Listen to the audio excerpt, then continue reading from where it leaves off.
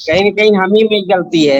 Yes, ये तो दुनिया में ना सबसे पहली चीज हमको सीखना है कि हर चीज के लिए रिस्पॉन्सिबल हम हैं, दूसरों पे फेंकना नहीं है, ना अपलाइन पे, ना डाउनलाइन पे, ना क्रॉस लाइन पे, ना सोसाइटी पे, ना देश पे, ना इकोनॉमी पे, ना प्रधानमंत्री पे, ना मुख्यमंत्री पे। हमारी लाइफ की जिम्मेदारी खुद है, क्योंकि हम यहाँ पे एंटरप्रेन्योर्स बैठे हैं सर। नौकरी वाले लोग सरकार के भरोसे बैठते हैं, हम एंटरप्रेन्योर्स हैं, हम अपनी जीवन की जिम्मेदारी खुद लेते हैं। ठीक है, तो थैंक यू, ठीक है। थैंक यू शैलेश भैया, thank you. Thank you sir. आप आ रहे हैं, ये मेरे लिए बहुत इंपॉर्टेंट बात है। आप रोज आ रहे हैं, ठीक है ना, ये जी। बहुत इंपॉर्टेंट है। धीरे धीरे आएंगे लोग, टेंशन मत लीजिए, बस अपना ठीक। प्रमोशन देना जारी रखिए, जैसे और लोग। वही चीज कहता हूँ सर कि मंदिर तो सब लोग जाते हैं, घंटी सब लोग बजाते हैं, हाँ। लेकिन भगवान का घंटी सबके सर पे नहीं घूमता है, किसी एक के सर पे ही घूमता है। तो पहले deserve then desire, deserve then desire. आप अपनी स्टोरी शेयर कीजिए। स्टोरी का 4 पार्ट होगा अतुल भाई, ठीक है। मैं थोड़ा सा आपको गाइड करना चाहता हूँ, जिससे सारे शॉर्ट भी रहे, क्रिस्प भी रहे, और कुछ मैसेज जाए। सबसे पहले आपको अपने बैकग्राउंड के बारे में बताना है, पेपर है तो लिख लो, ठीक है। ये ना अगले सेमिनार में भी काम आएगा, नहीं तो हम लोग बहुत लंबी लंबी स्टोरी सुनाने लगते हैं। सबसे पहले आपको अपने बैकग्राउंड के बारे में बताना है। आपको बताना है कि अपने बैकग्राउंड में आपको क्या पसंद नहीं था, तो बैकग्राउंड था उसमें क्या पसंद नहीं था, ठीक है। और थर्ड चीज बताना है कि नेटवर्क मार्केटिंग और इनेजिक आपकी लाइफ में कैसे आया। लिख रहे हैं, इसी 4 पार्ट पे आपकी स्टोरी रहेगी। और चौथी चीज रहेगी कि अभी तक क्या अचीवमेंट्स रहा और आगे फ्यूचर कैसा दिख रहा है। ठीक है सर। बेस करके स्टोरी सुनाइए, आपका स्टोरी हिट हो जाएगा, मैं बता दे रहा हूँ। ओके सर, हाँ। Can you start? हाँ जी। ओके, सो हेलो एवरीवन, मेरा नाम अतुल सेंगर है, बेसिकली आगरा से बिलोंग करता हूँ। लगभग आज से 10-11 साल पहले जब मैंने 12th पास आउट किया था, तभी से कुछ बड़ा पैसा अर्न करने का हर इंसान का एक टारगेट रहता, मेरा भी था। बट मैंने अपना जो बोलते हैं ना ग्रेजुएशन को ड्रॉप आउट किया एक पार्ट टाइम जॉब के लिए, क्योंकि रीजन ये था कि मैं अपनी लाइफ की पहली एक ऐसी नेटवर्क मार्केटिंग कंपनी थी जो टोटली मनी सर्कुलेशन पे काम करती थी, इतना आइडिया नहीं था, जिसमें फेल हुआ। और लगभग 18 साल की उम्र में 18 लाख रुपए का कर्जा था, और वो भी एक ऐसा कर्जा जो मैंने कभी अपने ऊपर वो पैसा यूज नहीं किया। तो उसको चुकाने के चक्कर में आप लोग यकीन नहीं मानेंगे, मैंने 6,000 रुपए की अपनी लाइफ की पहली नौकरी स्टार्ट की एज अ सेल्स।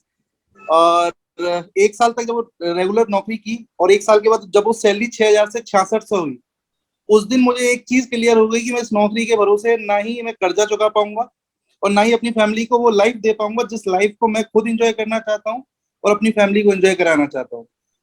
उस दिन फिर मैंने बैठ के नेटवर्क मार्केटिंग को थोड़ा अच्छे से समझा, और फिर ये देखा कि नेटवर्क मार्केटिंग में काम अगर करना है तो किस इंडस्ट्री के, मतलब बोलते हैं ना, किस तरह की कंपनी में जाके काम करना है। क्योंकि मनी सर्कुलेशन में ऑलरेडी लॉस खाया था, तो समझ में आया कि प्रोडक्ट बेस्ड नाम की भी कुछ कंपनियां होती हैं। तो उसमें एक कंपनी थी हर्बल लाइफ, जिसको मैंने चूज किया। लगभग लगातार 10 साल हर्बल लाइफ करने के बाद एक अच्छा खासा मुकाम हासिल किया। आज मेरी लाइफ में जितने बड़े चेंजेस हुए वो सब नो डाउट उस प्रोडक्ट बेस्ड कंपनी के कारण हुए। बट वहां एक चैलेंज था कि वो जो प्रोडक्ट थे वो डेली बेस वाले थे, और डेली बेस वाले होने के कारण मुझे एक चीज समझ में आई कि मैं कंसिस्टेंसी उन चीजों की नहीं कर पा रहा। क्योंकि एक कस्टमर आप बना लोगे, उसको 1 महीने प्रोडक्ट दे दोगे, अब आपको उसी कस्टमर को बार बार प्रोडक्ट देना है, तो ये थोड़ा सा एक बड़ा टास्क था। आज से 2.5 साल पहले प्रेमपाल जी से मुलाकात हुई। अच्छी बात यह कि प्रेमपाल जी मेरे हर्बल लाइफ के कस्टमर थे। तो प्रेमपाल जी आते थे, मुझे थोड़ा अपनी वाइफ के रिजल्ट के बारे में बताते थे कि मेरी वाइफ को ये रिजल्ट आए। और आप लोग यकीन नहीं मानेंगे, एज अ बिजनेस में उनकी बात को बिल्कुल नहीं सुनता था, क्योंकि मेरा महीने का पे आउट 2-2.5 लाख रुपए था। प्रेमपाल जी ऑलरेडी रिसेंटली उन्होंने शायद कैंगन ज्वाइन किया था, उतना बड़ा पे आउट नहीं था।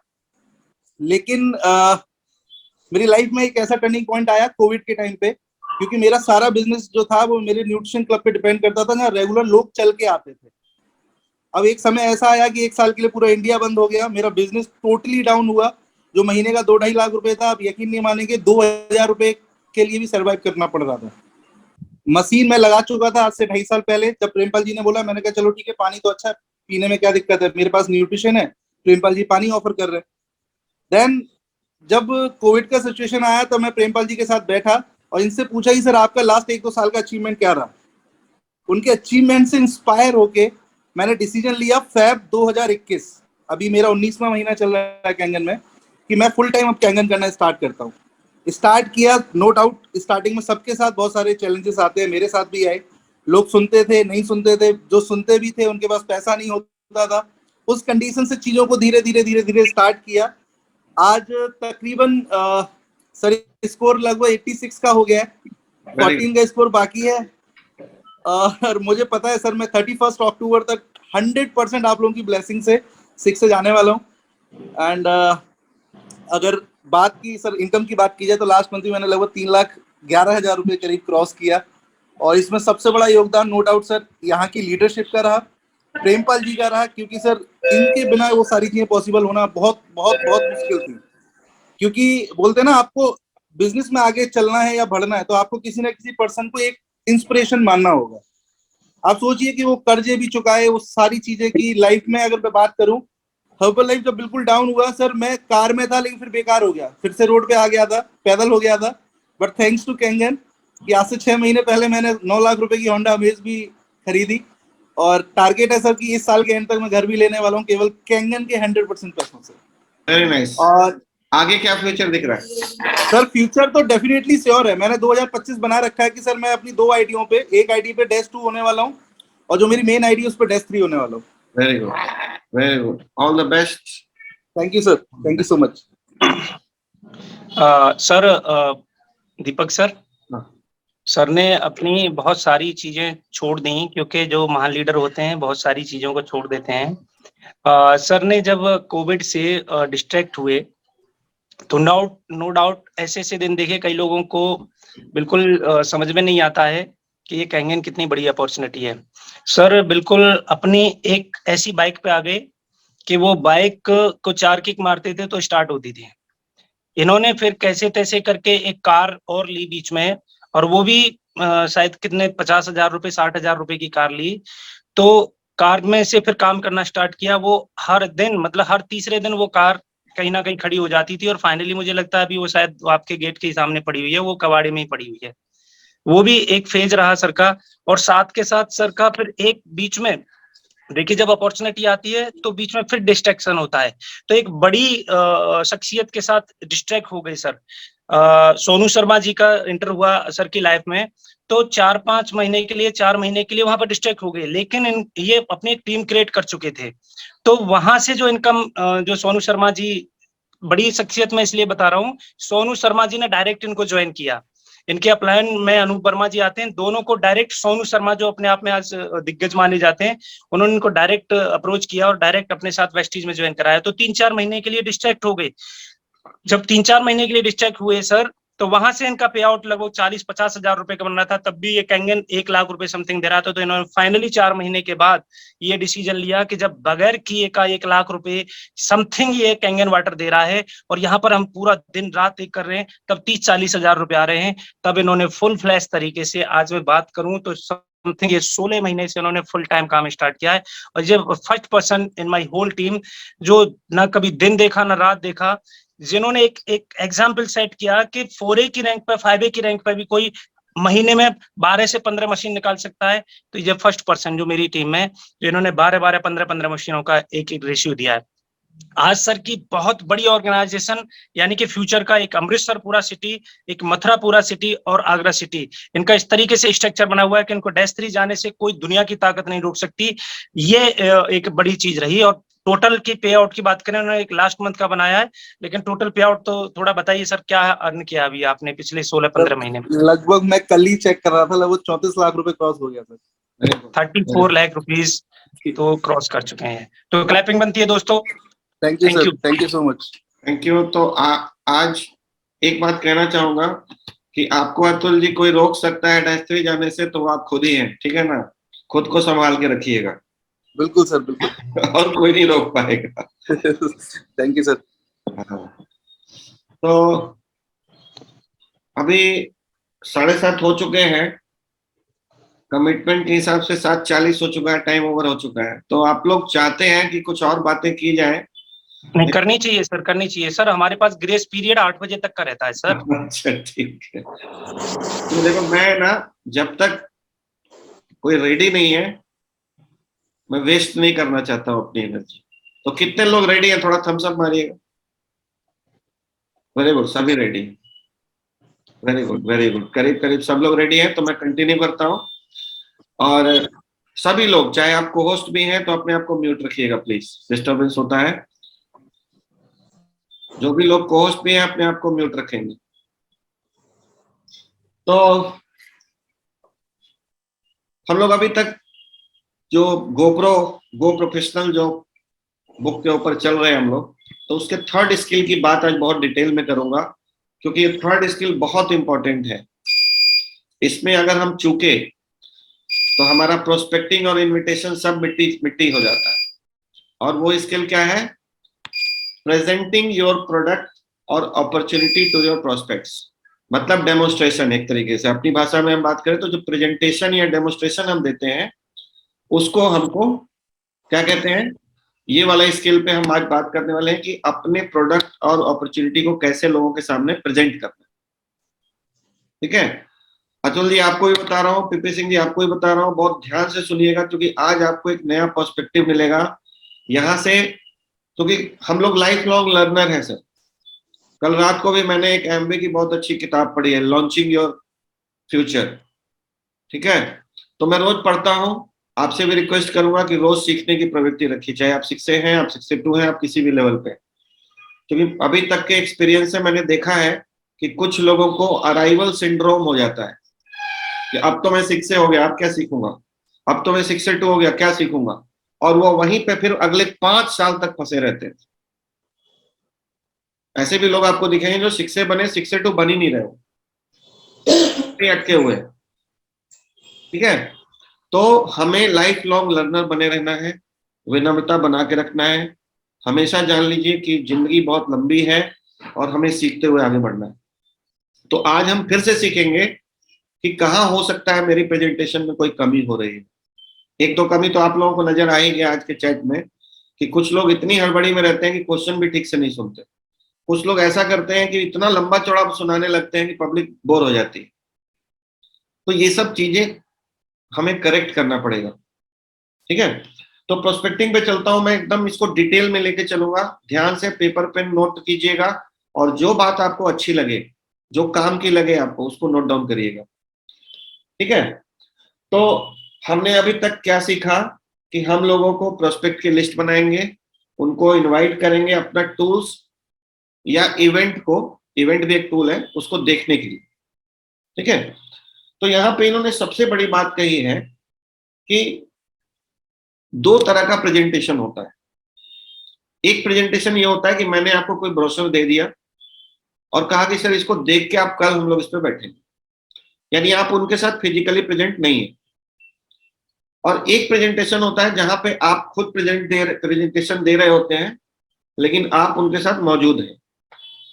ठीक है, तो दोनों केस में एक बात याद रखना है, जिसको उन्होंने इंग्लिश में बोला है, इंग्लिश में ज्यादा कॉम्प्रिहेंसिव लगता है लेकिन मैं कोशिश करूंगा हिंदी में भी उसके अच्छे शब्द के साथ आपको बताने की। You are not the issue, आप मुद्दा नहीं है। ठीक है, हम लोग बहुत बड़ी गलती क्या कर दे रहे हैं प्रेजेंटेशन में कि हम ही खुद मुद्दा बन जा रहे हैं। उसकी बहस हमसे होने लग रही है। क्यों हो रही है? क्योंकि हम ऐसे अपने आप को प्रेजेंट कर रहे हैं जैसे मैं इस कंपनी का मालिक हूँ, ये प्रोडक्ट मैंने बनाया है, मैं बहुत बड़ा साइंटिस्ट हूँ, मैं बहुत बड़ा रिसर्चर हूँ। इस तरह का जब आप करेंगे तो मुद्दा आप बन जाएंगे सर। गलती समझ में आ रही है? ये बहुत बड़ी गलती है सर कि आप अपने आप को मुद्दा मत बनाइए। आप हमेशा तटस्थ रहिए कि सर ये इनएजिक है, इसने ये प्रोडक्ट बनाया, ये हिरोनी ओशिरो है, ये साइंटिस्ट हैं, ये डॉक्टर्स हैं, ये बातें बता रहे हैं, मेरी बात नहीं है। उसके लिए क्या करना पड़ेगा? मेरे को जिन्होंने प्रेजेंटेशन देते देखा है, मैं बहुत सारी किताबें लेके चलता हूँ गाड़ी, ताकि ये ना लगे कि मैं बोल रहा हूं। मैं कौन होता हूं बोलने के वाला? ठीक है, तो अपने आप को मुद्दा नहीं बनाना, ये नोट कर लीजिएगा। You are not the issue. ठीक है, अब इन्होंने बताया है कि ये मेरे लिए शुरू में एक्सेप्ट करना थोड़ा मुश्किल काम था कि हम किसी थर्ड पार्टी को अप्रोच करें या थर्ड पार्टी का अप्रोच यूज करें। ये मेरे लिए भी ये मानना थोड़ा मुश्किल काम था, और मुझे लगा कि मुझे हर चीज पढ़ लेना चाहिए, हर चीज जान लेना चाहिए, हर चीज सुन लेना चाहिए इस प्रोडक्ट और अपॉर्चुनिटी के बारे में, ताकि मैं इतना तैयार हो जाऊं कि लोगों को पूरी जानकारी खुद दे सकूं। ये इनको लगता था। अभी अच्छा, बीच में किसी को कोई बात क्लियर नहीं हो, क्योंकि यहाँ पे मल्टी लैंग्वेज के लोग बैठे हैं, तो आप हैंड रेज कर सकते हैं। ठीक है, मुद्दा यह है कि समझ में आना चाहिए, नहीं समझ में आया तो पूरा काम खराब। क्योंकि मैं रिकॉर्डिंग में डालता हूं ना, तो उसमें बहुत सारी बातें मुझे एडिट करनी पड़ती है, कुछ बातें हम ऑनलाइन नहीं दे सकते।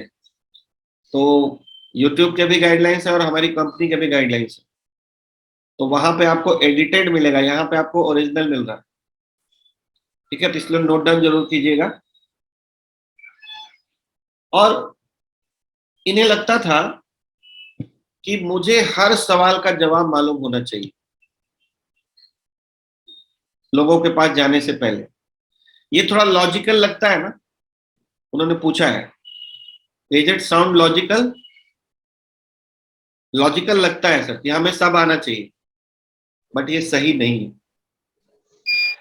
हाँ, इसको सर ऐसे समझें कि जरूरी नहीं है कि आपको हर चीज आनी चाहिए। बिल्कुल बिल्कुल, आप तो मुद्दा है ही नहीं ना, अपने आप को क्यों मुद्दा बना रहे हैं? क्योंकि उन्होंने कहा कि मैं जब जाता था लोगों के पास तो कहता था कि आइए मैं आपको प्रोडक्ट के बारे में सारी चीजें बताता हूँ, मैं आपको इस कंपनी के बारे में सारी चीजें बताता हूँ, मैं आपको इस कंपनसेशन प्लान के बारे में सारी चीजें बताता हूँ।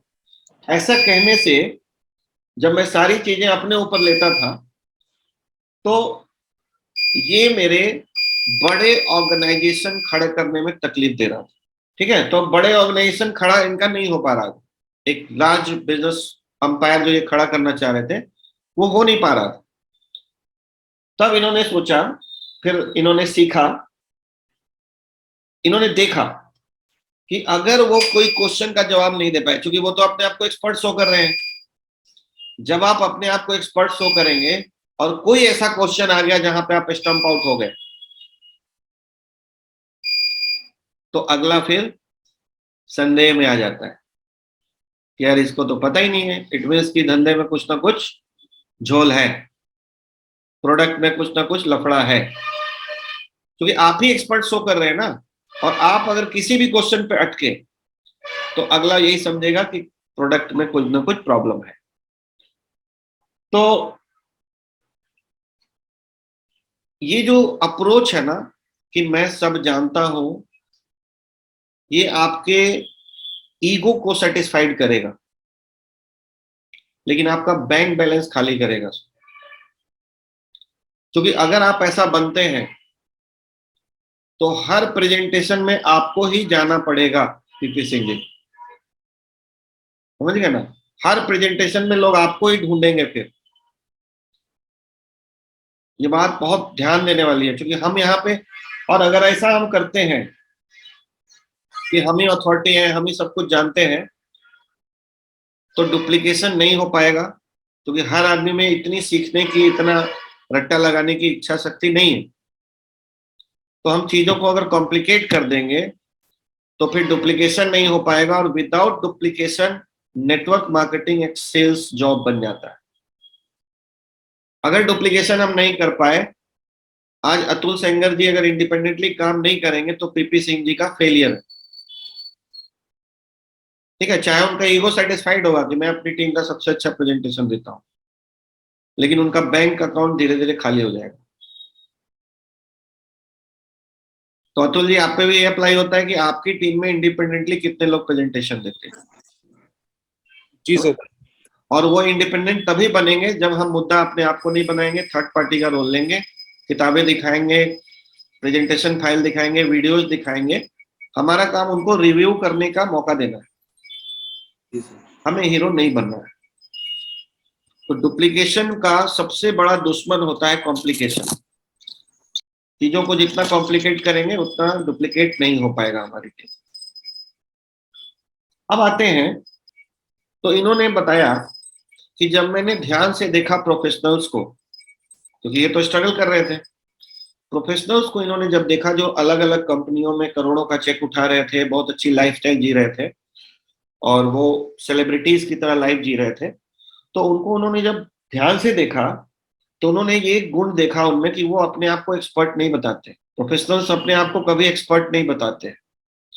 जबकि इन्होंने कहा कि मैंने ये भी देखा कि जब ट्रेनिंग हो रही होती थी या कोई ऐसा सेमिनार हो रहा होता था तो वहां पे उनको सारे जवाब मालूम थे, लेकिन फिर भी वो नए लोगों के सामने जाके अपने ज्ञान की बखान नहीं करते थे।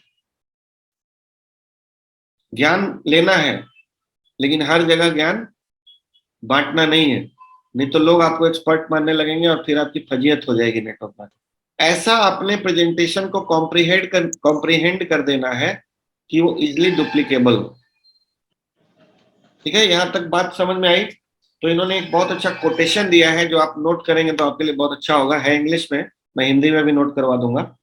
पहले इंग्लिश में है कि इन नेटवर्क मार्केटिंग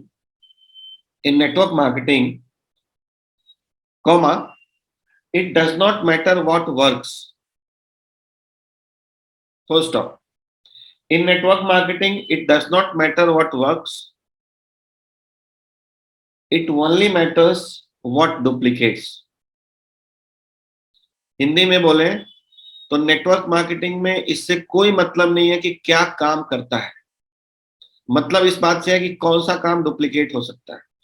अगर आपके अंदर कोई ऐसा स्किल है जिसकी वजह से आप चेक उठा लेते हो तो भी वो अच्छी बात नहीं है, अगर वो डुप्लीकेट नहीं हो सकता है।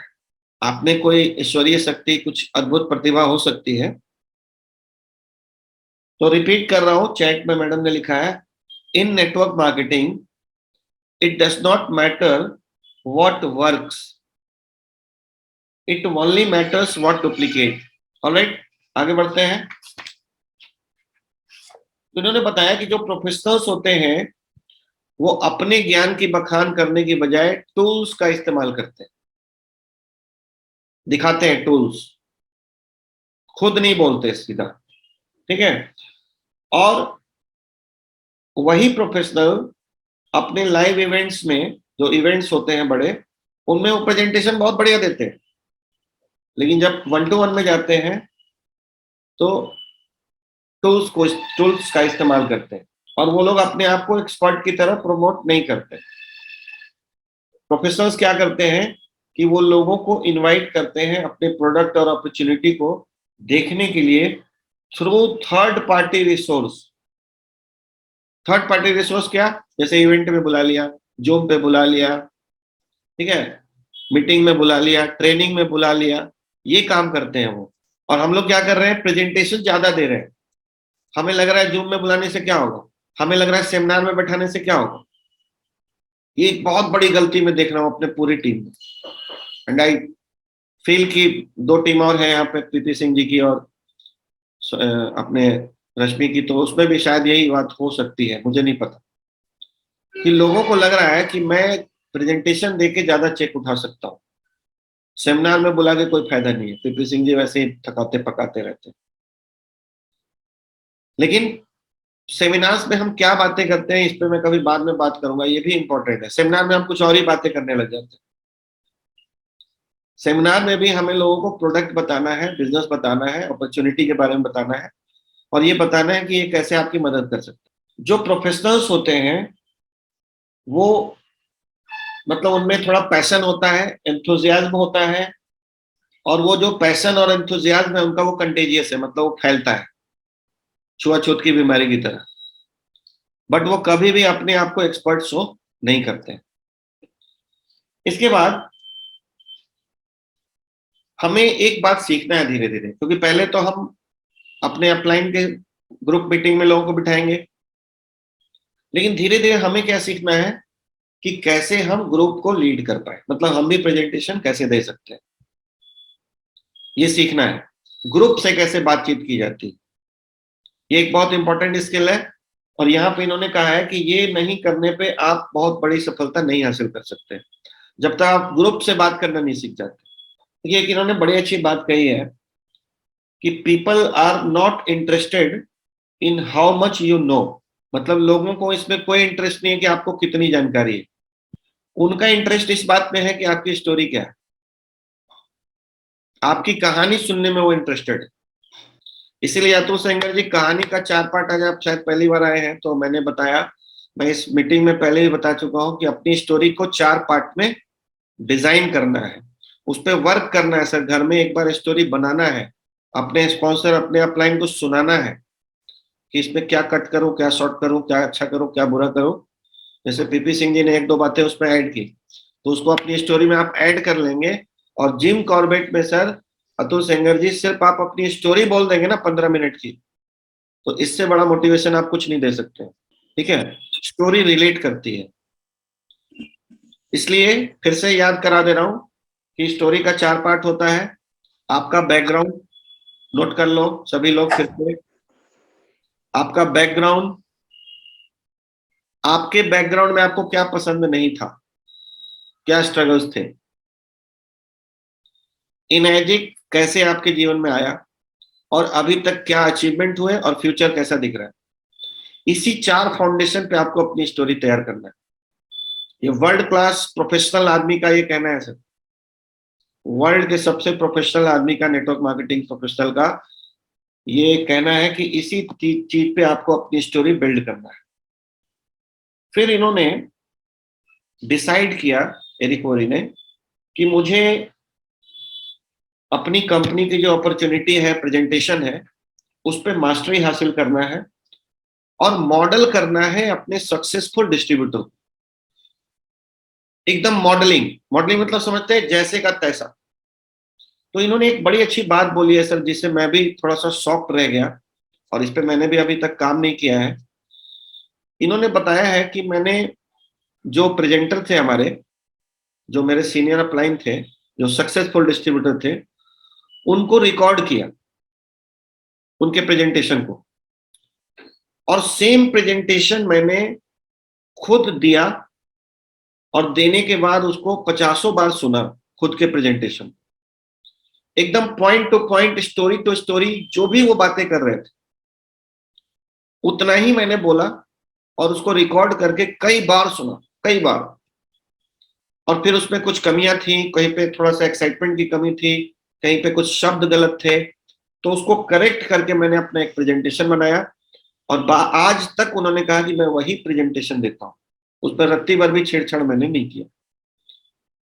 अभी इनएजिक में क्या हुआ है सर कि ऊपर से चला था प्रेजेंटेशन कुछ और, नीचे जाके पता नहीं क्या क्या हो गया है प्रेजेंटेशन इसके ऊपर एक बहुत बढ़िया वीडियो है, ठीक है ना। तो प्रेजेंटेशन इतने तरह के हो गए हैं कि कोई फॉलो नहीं कर रहा है तरीके से, और फॉलो नहीं करेंगे सर तो ये दिक्कत है। कंपनी भी चाहती है कि आप फॉलो करें, ठीक है। इसलिए हम लोगों को सीखना है कि प्रेजेंटेशन में क्या बोलना है क्या नहीं। इवन कंपनी ने अभी स्पीकर्स गाइडलाइन का एक बुक दिया है हम लोग। मनोज भाई आपके बैग में देखना है कि स्पीकर्स गाइडलाइन है, आपको जो किट मिला है मुंबई में, उसमें एक स्पीकर्स गाइडलाइन दिया है कंपनी ने कि क्या बोलना है क्या नहीं बोलना है। इन्होंने जो सीखा प्रोफेशनल से वो 3 बातें थी, ठीक है। प्रेजेंटेशन में, प्रेजेंटेशन की 3 बातें बहुत इंपॉर्टेंट है, नोट डाउन कीजिएगा। पहला है लर्निंग माई स्टोरी, अपनी स्टोरी बोलने को सीखना। क्योंकि कई बार ना आपको 2 मिनट में अपनी स्टोरी बताना है, कई बार आप छोटी मीटिंग में 10 मिनट में आपको अपनी स्टोरी बताना है, और कई बार आपको जब आप बड़े अचीवर हो जाएंगे तो 1 घंटे में भी अपनी स्टोरी बताना है। तो अपनी स्टोरी 2 मिनट, 10 मिनट और 1 घंटे वाली अपनी स्टोरी होनी चाहिए, ठीक है। दूसरा जो उन्होंने सीखा, learning the standard opportunity presentation, एक स्टैंडर्ड प्रेजेंटेशन कैसे दिया जाता है वो सीखा। और थर्ड जो है लर्निंग डिफरेंट ट्रेनिंग प्रेजेंटेशन, क्योंकि कभी कभी जुड़े हुए लोग बैठेंगे 1A 2A, तो आपको कुछ और बात करनी है। कभी कभी 4A एंड अबव बैठेंगे तो आपको कुछ और बात करनी है ट्रेनिंग में। कभी 6 एंड अबव बैठेंगे तो आपको कुछ और बात करनी होगी। तो ये डिफरेंट लेवल के प्रेजेंटेशंस, ये 3 चीजें इन्होंने प्रोफेसर से सीखा और इन्होंने लिखा, ठीक है, अपने प्रेजेंटेशन को लिखा, रिकॉर्ड किया, प्रैक्टिस किया और उसके बाद जो भी करना था सब कुछ किया ताकि वो उस प्रेजेंटेशन के ऊपर मास्टरी हासिल कर सके। हम लोग प्रेजेंटेशन को ना बहुत हल्के में लेते हैं, हमें लगता है क्या है, देख के कुछ भी कर देना है, लेकिन इसकी वजह से क्या हो रहा है कि हमारा प्रेजेंटेशन इतना लंबा हो जा रहा है कि पब्लिक बोर हो जा रही है। तो हमें अपने प्रेजेंटेशन को एकदम स्क्रिप्ट बनाना होगा ताकि 15 मिनट से ज्यादा ना लगे प्रेजेंटेशन में, ताकि हम बिजनेस की बात भी कर सके और उनके क्वेश्चन आंसर भी सॉल्व कर सके। इसके लिए हमें नोट करना पड़ेगा, राइट डाउन करना पड़ेगा। तो फिर आगे बढ़ते हैं कि कुछ चीजों को इन्होंने समराइज किया है, जो अभी तक हमने बातें की उसको अगर समराइज करें तो 3 बातें आती हैं, 3 को नोट कीजिएगा। व्हेन यू आर प्रोस्पेक्टिंग, जब आप प्रोस्पेक्टिंग करते हैं तो you are the messenger not the message. ये पहली बात है कि आप मैसेंजर हैं, मैसेज नहीं है। Get yourself out of the way and use a third party tool, मतलब अपने आप को बीच में से हटा लीजिए और थर्ड पार्टी टूल को यूज कीजिए, चाहे वो इवेंट्स हो, चाहे वो ब्रोशर्स हो, चाहे प्रेजेंटेशन फाइल हो, चाहे कोई वीडियो हो, या आपका स्पॉन्सर भी हो सकता है अगर अवेलेबल है तो, ठीक है। उसके बाद सेकंड चीज है कि learn to tell your story in a way that will make your prospect curious to hear more, मतलब अपनी स्टोरी को बताने का ऐसा तरीका सीखिए कि आपका प्रोस्पेक्ट आपकी स्टोरी में और इंटरेस्टेड हो जाए सुनने के लिए। बोरिंग स्टोरी कोई सुनना नहीं चाहता। और इसमें जो अतुल जी जैसे आपने मसाला हटा दिया ना, वो बहुत बड़ा मसाला मिसिंग था जो पीपी सिंह जी ने ऐड किया, क्योंकि लोग आपके जो हार्डशिप्स होते हैं, जो चैलेंजेस होते हैं, उससे रिलेट करते हैं। आपने सिर्फ रोजी रोजी पिक्चर्स दिखा दिया, कुछ बातें आपने अच्छी बताई कि 2000 रुपए के लिए भी आफत हो रहा था, बट और थोड़ा सा उसमें हमें बताना है कि क्या मुश्किलें रही मेरी लाइफ में जिसकी वजह से मैं कैंगन में आया। ठीक है ना। थर्ड चीज क्या है, when it comes to presenting in front of a group of people, preparation is the key. When you are prepared, this is fun. मतलब हिंदी में बोले तो कि जब आप किसी ग्रुप के सामने प्रेजेंटेशन देने जा रहे हैं तो तैयारी कुंजी है। जितनी तैयारी आप अच्छी करेंगे उतना अच्छा आपका प्रेजेंटेशन होगा। तो तैयारी करके प्रेजेंटेशन अगर आप देते हैं तब ये फन बन जाता है, मतलब मजा आता है। आज मैं आपको बता रहा हूं सर कि अभी जो ये प्रेजेंटेशन मुझे लेना था उसके लिए सुबह उठ के ये वाला चैप्टर फिर से मैंने पढ़ के इसको हाईलाइट्स किया। तो जब तक आप प्रिपेयर नहीं होंगे सर तो आप लोगों का टाइम खराब करेंगे और लोगों के पास टाइम की कमी है। ठीक है, तो एक एक चीज की प्रिपरेशन होनी चाहिए। तो this is all about how to present your demonstration. अब इसके बाद अपना कॉमन सेंस यूज करना है। ठीक है, ये किताब को पूरा पूरा नकल नहीं करना है, कुछ थॉट्स आपको मिलेंगे, कॉमन सेंस यूज करना है। कभी डेमो 5 मिनट का भी देना पड़ सकता है, कभी पार्टी इंटरेस्टेड हो जाएगी 1.5 घंटा भी लगता है। कॉमन सेंस यूज करना है, क्योंकि कई लोग पूछने लगते हैं सर प्रेजेंटेशन कितने टाइम का होना चाहिए। मैं कहता हूं जिससे चेक उड़ जाए, जितने में चेक उड़ जाए उतना बोलो, और चेक नहीं उठा तो डेमो चेक करो, कुछ ना कुछ गलत कर रहे हो, या तो ज्यादा बोल रहे हो या तो कम बोल रहे हो या तो घुमा रहे हो लोगों को। बहुत सारी गलतियां हम लोग करते हैं। तो प्रेजेंटेशन के बारे में कुछ कहना चाहेंगे आप मनोज भाई, क्या सलाह देना चाहेंगे लोगों को? बस नहीं, जैसा कि आपने बताया ना सर कि कॉमन सेंस अप्लाई करना है, तो ये टोटल जो बिजनेस है कॉमन सेंस का है, ये कोई रट्टा वाला नहीं है। यानी सामने जिसके यहाँ बैठना है उसको देखना है कि आदमी किस कैटेगरी का है और इसको कितना खुराक चाहिए। बहुत सारे लोग मेरे से पूछते हैं सर आप फॉर्मूला बताओ, मैंने से इसका कोई फॉर्मूला नहीं है। फॉर्मूला है ही नहीं, क्योंकि ये आपको खुद देखना है कि ये आदमी इसकी खुराक कितनी है, आपको उतना ही बोलना है। कल अभी मैं फिलहाल जयपुर में हूँ और कल 5 मिनट का डेमो दिया, ठीक है ना। उसको 5 मिनट का खुराक था, 5 मिनट दिया, वो तैयार हो गया, बोला सर मुझे ज्यादा नहीं है, बस ये काम अपन, अगर ये काम हो जाता है तो मैं ये काम मशीन ले लूंगा, बोला ठीक है ओके डन। तो ये सारी चीजें, फिर अगर मैं उसके पीछे पड़ जाता तो इरिटेट हो जाता। तो सारा जो ये जो चीज है टोटल कॉमन सेंस का है सर। बाकी जो आप बात कर रहे हैं सारी चीजें तो मैं रिलेट करता हूँ और मैं 100% एग्री करता हूँ सर। थैंक यू मनोज भाई, thank you. Thank you, wish you all the best. हाँ, और जिम कॉर्बेट की तैयारी करते रहिए दोस्तों। जिम कॉर्बेट के जाने के लिए अपना पूरा रिजर्वेशन जो भी 6 से हैं 5 अपनी अपनी टीम के साथ कैसे मैनेजमेंट करेंगे वो पूरी तैयारी कर लीजिए, क्योंकि मैं 1-2 दिन में ऑलरेडी जिम कॉर्बेट में जा रहा हूँ, उसको विजिट करके आ रहा हूँ। आप लोगों का शुभ दिन हो। आज कम से कम 2 डेमो, 1 ज्वाइनिंग, आपकी सफलता के लिए आपको निकलना है घर से, क्योंकि ये एनर्जी लेकर के यदि आप बैठ गए घर में तो दोस्तों ब्रेन फट जाएगा, ध्यान रखना, डैमेज हो जाएगा। इसलिए इसको यूज करना है, इस एनर्जी को फील्ड में जाकर के डिस्चार्ज होकर के आना, फिर सुबह को चार्ज होना है। Wish you all the best and go success. Thank you, जय हिंद। Thank you very much, thank you.